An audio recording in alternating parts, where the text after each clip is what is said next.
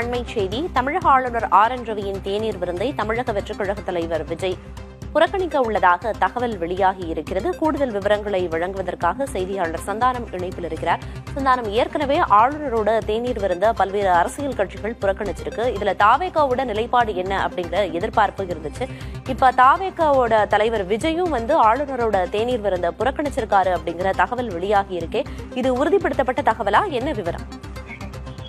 பிரியதர்ஷினி, ஆளுநர் குடியரசு தினத்தை முன்னிட்டு வழங்கக்கூடிய தேநீர் விருந்துல இன்று மாலை பங்கேற்க தமிழக வெற்றிக் கழகம் கட்சிக்கு 2 நாட்களுக்கு முன்னர் அழைப்பு என்பது விடுக்கப்பட்டிருந்தது. இந்த சூழலில் தான் இது குறித்து நாம் விசாரிக்கும் போது தமிழக வெற்றிக் கழகம் சார்பில் இன்று நடைபெறக்கூடிய இந்த ஆளுநர் தேநீர் விருந்துல யாரும் பங்கேற்க மாட்டார்கள் என்ற தகவல் நமக்கு கிடைத்திருக்கிறது. குறிப்பாக பார்த்தீங்கன்னா தவேகாவுடைய கட்சியினுடைய முதல் மாநாட்டிலேயே ஆளுநர் பதவி குறித்து கருத்து தெரிவிக்கப்பட்டது. ஆளுநர் பதவி வேண்டாம் என்று தெரிவிக்கப்பட்டதாலும் கூட அண்ணா பல்கலைக்கழக விவகாரத்தில் அவர் ஆளுநரை சென்ற பின்பு அவருடைய நிலைப்பாடு மாறிவிட்டதா என்ற பல்வேறு கேள்விகள் இருந்தது. அந்த நேரத்துல தற்போது இருக்கக்கூடிய தற்போது ஆளுநர் பதவி என்பது இருக்கிறது என்றும் அதன் காரணமாகவே சென்று சந்திக்க வேண்டிய ஒரு சூழல் இருப்பதாக தவேக தரப்பு தெரிவிக்கப்பட்டிருந்த சூழல இன்று அவருக்கு அழைக்கப்பட்டிருந்த அழைப்பு விடுக்கப்பட்டிருந்தாலும் அவர்கள் தவேக சார்பிலும் கட்சியினுடைய தலைவர் விஜயும் இந்த நிகழ்ச்சியில பங்கேற்க மாட்டார்கள் என தெரிவிக்கப்பட்டது. குறிப்பாக நடைபெற்று முடிந்த சட்டப்பேரவை கூட்டத்துல